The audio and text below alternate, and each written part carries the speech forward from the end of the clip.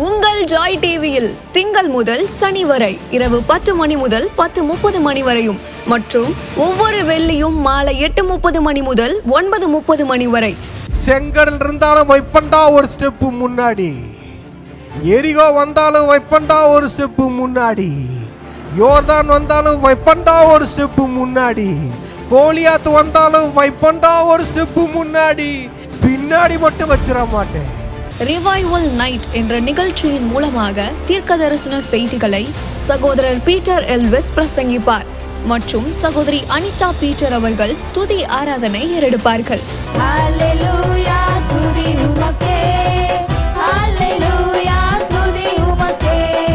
மனிதர்களின் வார்த்தையால் பாதிக்கப்பட்டது போதும், கடவுளின் வார்த்தையால் பாதிக்கப்படுவோம் வாருங்கள். நமக்குள் இருக்கும் இயேசு கிறிஸ்துவை உலகத்திற்கு காட்டும் நேரம் இது. வாருங்கள், இயேசுவுக்காய் எழும்புவோம். நீங்க இதுவரைக்கும் சபைக்கே போகாத ஒரு நபரா இயேசு கிறிஸ்துவ பற்றி உங்க வாழ்க்கையில ஆழமா அறிந்து கொள்ளணுமா? அப்ப ரிவைவல் சர்ச் உங்க எல்லாரையுமே அன்புடன் அழைக்கிறது. நம்ம கொளத்தூர் பூம்புகார் நகர்ல லொகேட் ஆயிருக்க ரிவைவல் சர்ச்சுக்கு நீங்க வாரம் வாரம் வர முடியும். சோ இங்க எவ்ரி சண்டே ஞாயிற்றுக்கிழமை காலையில 10 மணில இருந்து 12 மணி வரைக்கும் சபை ஆராதனை நடந்து கொண்டிருக்குது. சோ நீங்க எல்லாருமே இந்த ஆராதனையில குடும்பமா கலந்து கொள்ளலாம். அது மட்டும் இல்ல, எவ்ரி சாட்டர்டே ஒரு சனிக்கிழமையும் மாலை 8 மணி முதல் 9 மணி வரைக்கும் ப்ராஃபிட்டிக் ஈவினிங் நடைபெறுது. இதுல பாஸ்டர் பீட்டர் எல்விஸ் அவர்கள் உங்களுக்காக விசேஷ ஜெபம் ஏறெடுப்பார்கள். நீங்க தவறாம கலந்து கொள்ளுங்க. ஒருவேளை என்னால நேர்ல வர முடியலையே அப்படின்னு வருத்தப்பட்டீங்கன்னா நீங்க கவலையே பட வேணாம். நீங்க கூகுள் மீட் மூலமாகவும் எங்களோடு கலந்து கொள்ள முடியும். சோ கீழே தெரியுற இந்த கூகுள் கோடை நீங்க நோட் பண்ணி வச்சுக்கோங்க. இதன் மூலமா எங்களோட நீங்க ஜாயின் பண்ணுங்க. சோ கர்த்தர் உங்களை ஆசீர்வதிப்பார். நீ சொன்னால் போதும் செய்வேன், நீ காட்டும் வழியில் நடப்பேன், உம் பாதம் ஒன்றை பிடிப்பேன், என் அன்பு இயேசுவே. நீ சொன்னால் போதும் செய்வேன், நீ காட்டும் வழியில் நடப்பேன். எல்லாம் கரங்களை உயர்த்தி ஆராதனை இயேசுவே.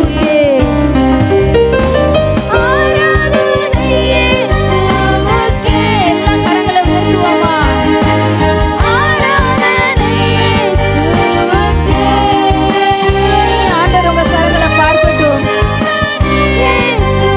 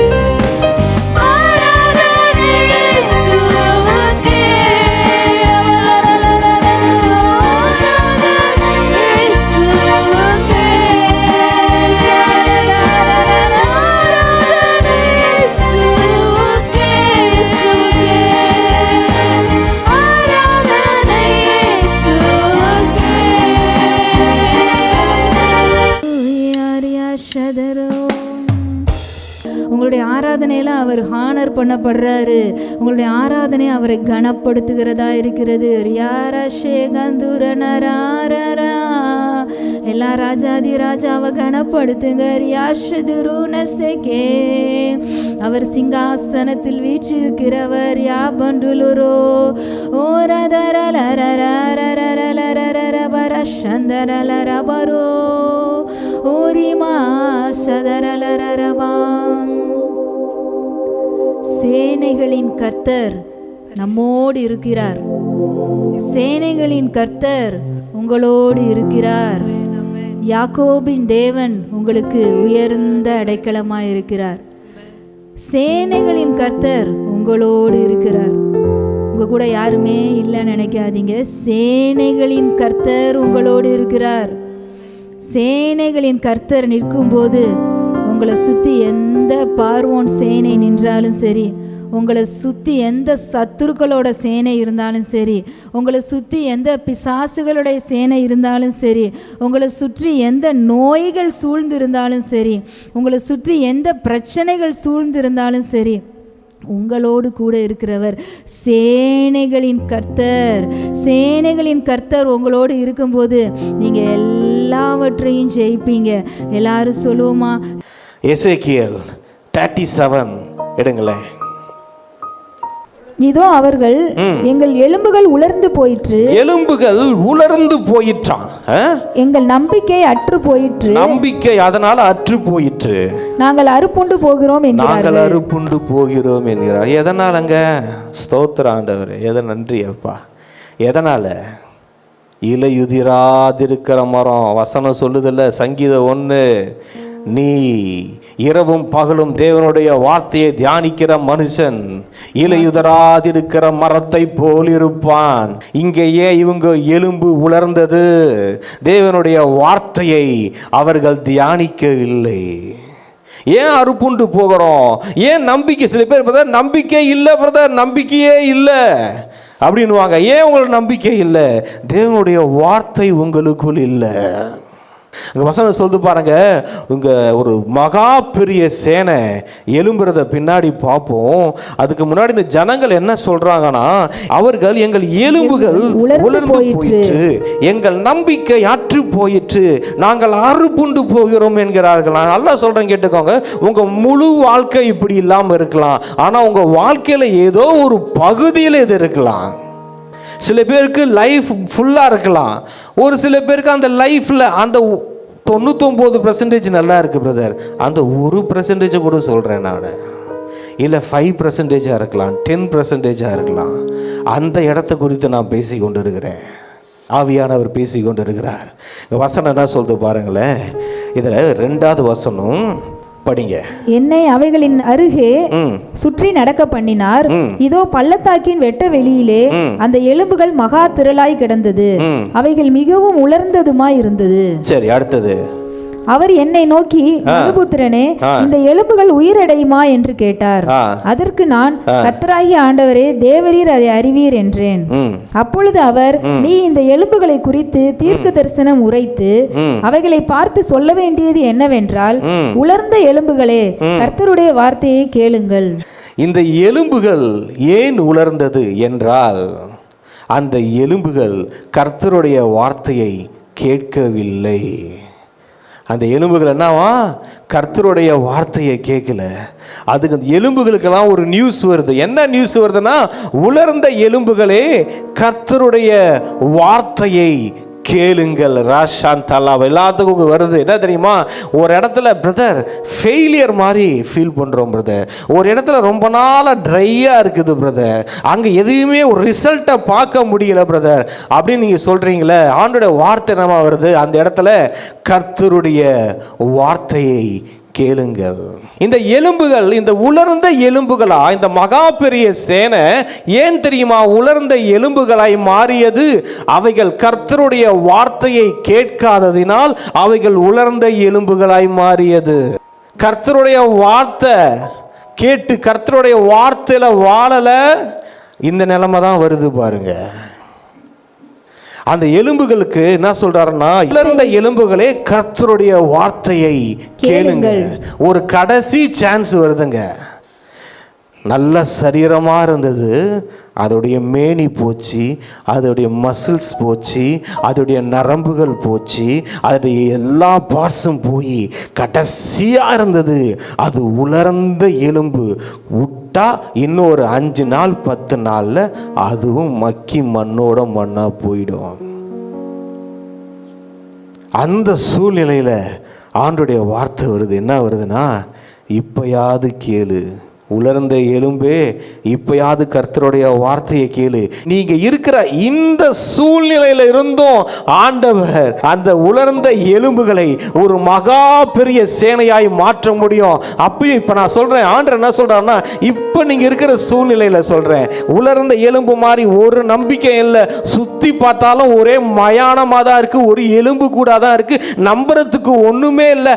அந்த சூழ்நிலையில கூட கர்த்தருடைய வார்த்தையை நீங்க கேட்க ஆரம்பிச்சிட்டீங்க.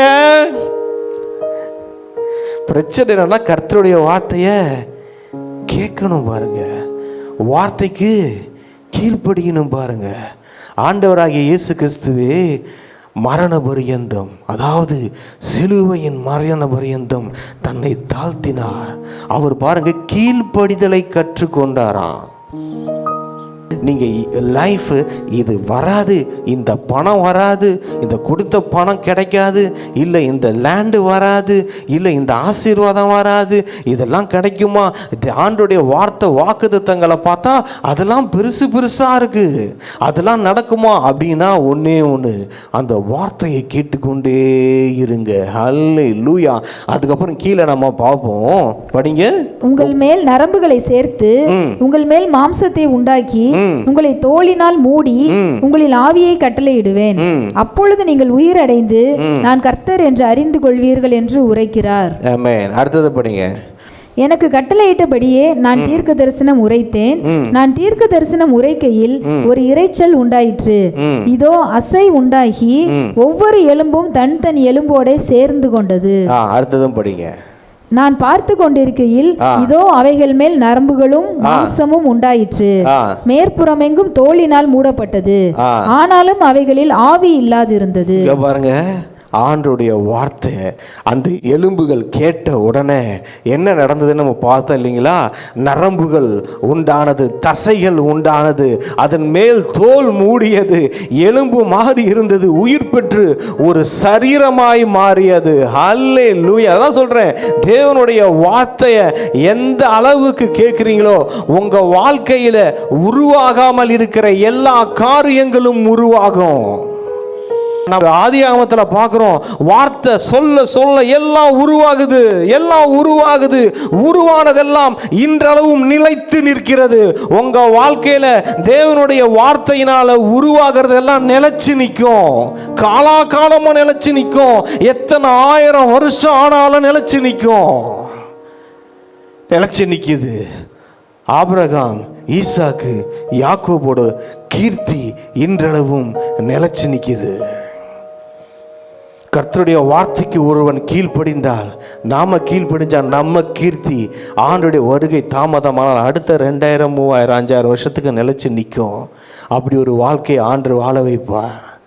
எல்லாத்தையும் எதுவுமே இல்லாதத அந்த எலும்புகள் ஆண்டுடைய வார்த்தையை, எலும்புகளே கர்த்தருடைய வார்த்தையை கேளுங்கள், எலும்புகள் கேட்டுச்சிங்க. அந்த எலும்புகள் கேட்ட உடனே நடக்க வேண்டியதெல்லாம் நடக்க ஆரம்பிச்சிருச்சு. அல்லேலூயா. வார்த்தை உங்க வாழ்க்கையை எப்படி எந்த சூழ்நிலை இருந்தாலும் பரவாயில்ல ஒரு அழகான சரீரமாக உருவாக்கிறோம். வார்த்தை உருவாக்கிறோம். ஏன்னா அந்த அண்ட சராசரங்களையும் உருவாக்கியது கர்த்தருடைய வார்த்தை. தேவனுடைய வார்த்தையில உங்க வாழ்க்கையில் ஏதாவது உருவாகாம இருக்கா? அது உருவாக்கிறோம். ஏங்க, சூரியன் சந்திரனையே உருவாக்கிச்சு, உங்களுக்கு ஒரு அழகான பேலஸை உருவாக்காதா? உங்களுக்கு ஒரு அரண்மனையை உருவாக்காதா? உங்க பேங்க் அக்கௌண்ட்ல கோடிகளை உருவாக்காதா? நல்ல ஒரு சந்தோஷமா ஜாலியா இருக்கிற ஒரு லைஃபை உருவாக்காதா? நல்ல ஒரு ஊழியத்தை உருவாக்காதா? இந்த உலகத்திலே எவனும் வாழாத ஒரு ஹையஸ்ட் பரிசுத்தமான வாழ்க்கையை உருவாக்காதா? பாவ பிரச்சனை ஏதாவது இருக்கா பிரதர்? பாவத்தில் போராடுறோம் பிரதர், இருக்காது. இந்த வார்த்தையை தியானிக்க இது உங்களை பரிசுத்தத்தில் ஒரு உன்னதத்துக்கு உயர்த்தும். ஆவிக்குரிய வரங்கள்ல ஒரு உன்னதத்துக்கு உயர்த்தும், உங்களை உருவாக்கும், அப்படிப்பட்ட ஒரு மனுஷனா உருவாக்கும். ஆண்டவருடைய வார்த்தை உருவாக்கும். பிரதர் நான் எப்படி பிரதர் பரிசுத்தமா வாழ்றோம்? ரொம்ப போராட்டமா இல்ல, நீ பாவத்தோடு போராடுகிறவனா யார், அது உங்களை உருவாக்காது. பரிசுத்தத்தில் ஒரு மேன்மை அடைகிறவனாய், பரிசுத்தத்தின் மேல் பரிசுத்தம் அடைகிறவனாய் நம்மை தேவனுடைய வார்த்தை உருவாக்கும். அப்படிப்பட்டவனா ஹாரா சாந்தராவாலா திரியா ரோஹா திலியாந்தரமனரா. கடவுளை போல, கடவுளுடைய குழந்தைங்க, நம்ம பார்வை கடவுள் பார்க்குற மாதிரி அந்த வார்த்தை உருவாக்கிறோம். நம்ம பேசுகிற பேச்சு கடவுள் பேசுகிற மாதிரி அந்த வார்த்தை உருவாக்கிறோம். இந்த வார்த்தை உருவாக எந்த அளவுக்கு அந்த வார்த்தைக்கு லைஃப்பில் இடம் கொடுக்குறீங்களோ நீங்கள் உங்களுடைய, நான் சில பேரை இங்கே சொல்ல முடியும், அவங்களுடைய இதே மாறுது, ஃபேஸ் மாறிடுங்க, முகம் மாறிடும், க்ளோரி ஆயிடும். அவங்களுடைய எல்லாமே லைஃப்பில் A to Z எல்லாமே மாறுறதை நீங்கள் பார்ப்பீங்க. தேவனுடைய வார்த்தை உருவாக்குகிறது. இது இன்னைக்கு ஒரு நாள் உட்காந்து நல்லா தியானிச்சிங்க, அது உங்களை ஒரு மாதிரி உருவாக்கியிருக்கோம். ஏன்னா இந்த வார்த்தைக்கு ரொம்ப பிடிச்சது என்னன்னா, எதையாவது உருவாக்கிக்கிட்டே இருக்கிறது தான். தன்னுடைய பிள்ளைகளை உருவாக்கி தாவீதை ஒரு அரசனாக உருவாக்குறது, ஆடு மேய்ச்சிட்டு இருக்கியா மோசஸை ஒரு தலைவனாக உருவாக்குறது, சிம்சோனை ஒரு வீரனாக உருவாக்குறது. இந்த மாதிரி ஒவ்வொருத்தனும் ஒவ்வொரு டிசைனில் உருவாக்கிறோம். நீங்கள் எந்த அழைப்பு உங்கள் மேலே அபிஷேகம் இருக்கோ அதுக்கேற்ற மாதிரி உங்களை உருவாக்கிறோம் அந்த வார்த்தை. ஏங்க அந்த மரித்து எலும்பாக இருந்ததுக்கே இப்படி கொடுத்து ஒரு மகா சேனை, அது எலும்பி நிற்கும் போது பார்த்தா மகா சேனையாய் நிற்கிறத நம்ம பார்க்குறோம். இப்படி ஒரு ஆண்டவர், கை தூக்கி சொல்லுங்க, ஆண்டவரே உங்கள் வார்த்தை என்னை உருவாக்கட்டும், உங்கள் வார்த்தை எங்களை உருவாக்கட்டும்ப்பா. நாங்கள் எங்களை உருவாக்கி கொள்ள வேணாப்பா, நாங்கள் எங்களை உருவாக்கி கொள்ள வேணாம், நாங்கள் எங்களை செதுக்கி கொள்ள வேணாம். உங்கள் வார்த்தை எங்களை செதுக்கட்டும், உங்கள் வார்த்தை எங்களை உருவாக்கட்டும். ஆண்டவரே இங்கே இருக்கிற எல்லாரையும் சொல்கிறேன், உங்கள் வார்த்தை எல்லாரையும் உருவாக்கட்டும். நான் சொல்கிறேன், அநேகருடைய வாழ்க்கை மாறுது, வேற ஒரு டிசைன் வருது, வேற ஒரு டிசைன் மாறுது. ஆண்டவர் உங்களை உருவாக்குறத பார்ப்பீங்க. உங்கள் லைஃப்பில் நிறைய காரியங்கள் புதுசாக வரும், ஆசீர்வாதங்கள் புதுசாக வரும். கர்த்தர் புதுசாக உருவாக்குகிறாரு. உங்க இருக்கிற ஒவ்வொருத்தவங்களையும் சொல்றேன், விட்டவே மாட்டாரு. எங்கேயாவது நான் போய் ஆடு மேய்ச்சிக்கிறேன் விட்டுருங்க ஆண்டவரேனா விடவே மாட்டாரு. ஆடு மேய்க்கிறதுக்காட அவனை விட்டு வந்துருக்கான் வாடா அப்படின்னு தரன்னு காதை பிடிச்சி இழுத்துட்டு வந்துடுவார். ஆடு மேய்க்க போகிற ஆடு வாடா, ஒரு தேசத்தையும் மெய்டா, 12 கோத்திரத்தை மேய்க்க வேண்டியவன் ஆடு மேய்க்கிற ஆடு. வார்த்தையை நீங்கள் தியானிக்க நீங்கள் உருவாகிட்டே இருப்பீங்க. டெய்லி. அது ஒரு நாளில் நடக்கிற விஷயம் இல்லைங்க. ஏதோ ஒரு நாளில் நடந்துச்சு அப்படின்னு இல்லை, இது ஒவ்வொரு நேரமும் நடக்கிறது, ஒவ்வொரு நேரம் ஒரு நிமிஷமும் நடக்கிறது. இப்போ நான் சொன்ன பார்த்தீங்களா, வார்த்தை உருவாக்கி நமக்குள்ளே நிறைய வார்த்தைகள் விதைக்கப்பட்டிருக்கோம் பாருங்கள். தேவனுடைய வார்த்தைகள் நமக்குள்ளே இருக்கும், நம்ம கொடுத்த வாக்குத்தத்தங்கள் நிறையா இருக்கும். ஆண்டு நம்மக்கிட்ட பேசியிருப்பார், இந்த வேதத்தில் நம்ம படிக்கும் போதே நிறையா பேசியிருப்பார், நிறைய வெளிப்பாடுகள் நமக்குள்ளே வந்திருக்கும். வார்த்தையால் நம்ம ஃபுல்லாக நிரம்பியிருப்போம். ஆனால் எல்லாம் நல்லா இருக்கு பிரதர், ஆனால் ஏதோ ஒரு ஜீவன் இல்லாத மாதிரி இருக்கே வாழ்க்கையில். இந்த வார்த்தை செய்ய வேண்டியது எல்லாம் செஞ்சிடுச்சு. இப்போ பார்த்தீங்கன்னா வார்த்தை எல்லாத்தையும் உருவாக்கிடுச்சு. கண்ணு இல்லை, கண்ணை கொடுத்துருச்சு. இருதயம் இல்லை, இருதயத்தை கொடுத்துருச்சு. கையை கொடுத்துருச்சு, காலை கொடுத்துருச்சு, தசையை கொடுத்துருச்சு, நரம்புகளை கொடுத்துருச்சு. எல்லாம் வந்துடுச்சிங்க. ஆனால் எல்லாம் இன்னும் உயிர் வரலைங்க. எல்லாம் சில பேர் லைஃப் அப்படிதான் இருக்கு. வார்த்தை எல்லாம் செஞ்சு வார்த்தை உருவாக்கிடுச்சு, எல்லாம் வந்துடுச்சு. ஆனா அங்க என்ன இல்லையா? வசனம் சொல்லுது, ஆனாலும் அவைகளில் ஆவி இல்லாதிருந்தது. ராஷாந்தரபார இங்க தான் வர போறேன். வார்த்தையால் எல்லாத்தையும் உருவாக்கிட்டு அங்க ஆவி இல்லைன்னா இன்னைக்கு எந்த அளவுக்கு பரிசுத்த ஆவியினால நம்ம நிரம்புகிறோமோ அந்த அளவுக்கு நமக்குள்ள இருக்கிற விதைகள், வார்த்தைகள் எழும்புகிறத பார்ப்பீங்க. அந்த வார்த்தைகள் எழும்பி கிரியை செய்கிறத பார்ப்பீங்க. அதை வசனத்தை படிங்களேன்.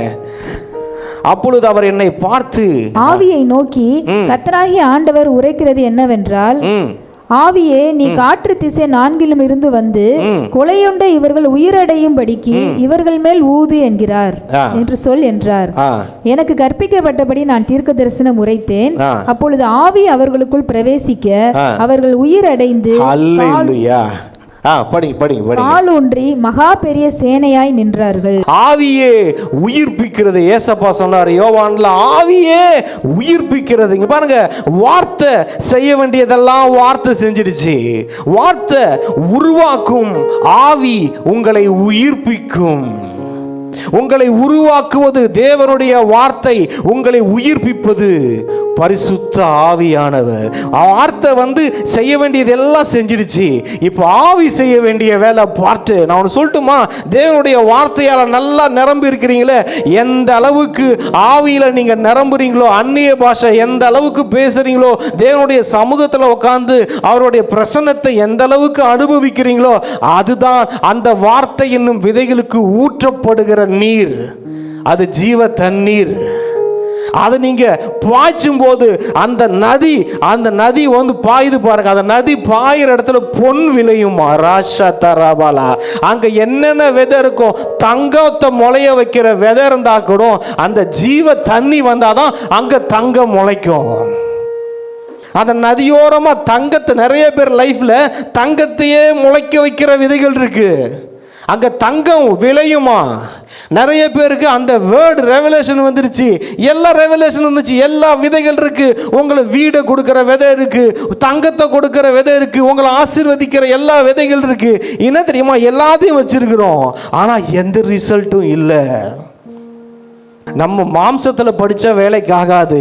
ஆவியில படிக்க ஆரம்பிச்சு பாருங்க. அந்நிய பாஷையை பேசி பேசி எந்த அளவுக்கு இந்த விதைகளுக்கு, வார்த்தையின் விதைகளுக்கு நீங்க நீர் பாய்ச்சுறீங்களோ, மரித்திருக்கிற எல்லாவற்றையும் அது உயிர்ப்பிக்கிறத பார்ப்பீங்க. சில பேர் லைஃப்ல கோல்டு வரப்போகுது. அந்த கோல்டு வர வேண்டிய விதை தண்ணிக்காக வெயிட் பண்ணிக்கிட்டு இருக்கு. தண்ணி இல்லாம விதை முளைக்காது. தண்ணி இல்லாம விதை முளைக்காதுங்க. அந்த ஆவியான ஜீவ தண்ணீர்ல நீங்க நிரம்பும் போது, உங்க மேல அவரை பாய நீங்க விட்டு கொடுக்கும் போது, உங்க வாழ்க்கை ஏதாவது நீங்க வந்த ரெவலேஷன், வெளிப்பாடுகள், தேவனுடைய வார்த்தைகள், உங்களுக்குள்ள இருக்கிற விதைகள்லாம் இருக்குல்ல, அதெல்லாம் முளைக்கிறத பார்ப்பீங்க. அது முளைத்து எழும்பும், செடியாகும், அது மரமாகும், அது தோட்டமாகும், அது ஒரு காடாக மாறும். வசனம் இருக்குங்க. ஆவியானவர் ஊற்றப்படும் போது என்னது? வனாந்திரம் வயல்வெளி ஆகும், வயல்வெளி காடாக எண்ணப்படும். எப்ப? ஆவியானவர் ஊற்றப்படும் போது. இங்க நம்ம பார்க்கிறோம் என்ன நடந்துச்சுன்னா, ஆவி அவர்களுக்குள் பிரவேசிக்க அவர்கள் உயிரடைந்து காலூன்றி கர்த்தர் உங்களுக்கு கொடுத்த வாக்குத்தத்தங்கள் காலூன்றி உங்களுள்ள எழுந்து நிற்க போகிறது. அது பார்க்கிறோம். மகா பெரிய சேனையானார்கள். ஆவி உங்களுக்குள் பிரவேசிக்கும் போது நீங்க பெரிய ஆளா மாறிடுவீங்க. உங்களை பெரிய ஆள் ஆக்கிடுவார் ஆவியானவர். பைபிள் இருக்கிற எல்லாருக்கும் வாக்குத்தத்தம் கொடுக்கப்பட்டுச்சு. அந்த வாக்குத்தத்தத்தை எல்லாத்தையும் நிறைவேற்றி முடித்தவர் பரிசுத்த ஆவியானவர். சிம்சோன், அவன் இஸ்ரவேலை ரட்சிப்பான் என்பது வாக்குத்தத்தம். அவனை ரட்சிக்க வைத்தது பரிசுத்த ஆவியானவரின் பலன். எப்தாவின் மேல் பரிசுத்த ஆவியானவர் இறங்கினார். பார்க்கிறோம். ஆவியானவர் இறங்கும் போது இந்த வேதத்தில் எல்லா அற்புதங்களும் அடையாளங்களும் நடக்கிறத நம்ம பார்க்கிறோம். நீங்க இதுவரைக்கும் சபைக்கே போகாத ஒரு நபரா இயேசு கிறிஸ்துவ பற்றி உங்க வாழ்க்கையில ஆழமா அறிந்து கொள்ளணுமா? அப்ப ரிவைவல் சர்ச் உங்க எல்லாரையுமே அன்புடன் அழைக்கிறது. நம்ம கொளத்தூர் பூம்புகார் நகர்ல லொகேட் ஆயிருக்க ரிவைவல் சர்ச்சுக்கு நீங்க வாரம் வாரம் வர முடியும். சோ இங்க எவ்ரி சண்டே ஞாயிற்றுக்கிழமை காலையில 10 மணில இருந்து 12 மணி வரைக்கும் சபை ஆராதனை நடந்து கொண்டிருக்குது. சோ நீங்க எல்லாருமே இந்த ஆராதனையில குடும்பமா கலந்து கொள்ளலாம். அது மட்டும் இல்ல, எவ்ரி சாட்டர்டே ஒரு சனிக்கிழமையும் மாலை 8 மணி முதல் 9 மணி வரைக்கும் ப்ராஃபிட்டிக் ஈவினிங் வந்து நடைபெறுது. இதுல பாஸ்டர் பீட்டர் எல்விஸ் அவர்கள் உங்களுக்காக விசேஷ ஜெபம் ஏறெடுப்பார்கள். நீங்க தவறாம கலந்து கொள்ளுங்க. ஒருவேளை என்னால நேர்ல வர முடியலையே அப்படின்னு வருத்தப்பட்டீங்கன்னா நீங்க கவலையே பட வேணாம். நீங்க கூகுள் மீட் மூலமாகவும் எங்களோடு கலந்து கொள்ள முடியும். சோ கீழே தெரியுற இந்த கூகுள் கோட வந்து நீங்க நோட் பண்ணி வச்சுக்கோங்க. இதன் மூலமா எங்களோட நீங்க ஜாயின் பண்ணுங்க. சோ கர்த்தர் உங்களை ஆசீர்வதிப்பார். இந்த ஊழியத்தை ஜெபத்தினாலும் காணிக்கைகளினாலும் தாங்கும்படி உங்களை நாங்க அன்புடன் அழைக்கிறோம். காணிக்கை அனுப்ப விரும்புகிறவர்கள் ஸ்கிரீன்ல தெரியுற இந்த டீடைல்ஸை பார்த்து நீங்க அனுப்பலாம். கர்த்தர் உங்களை ஆசீர்வதிப்பார்.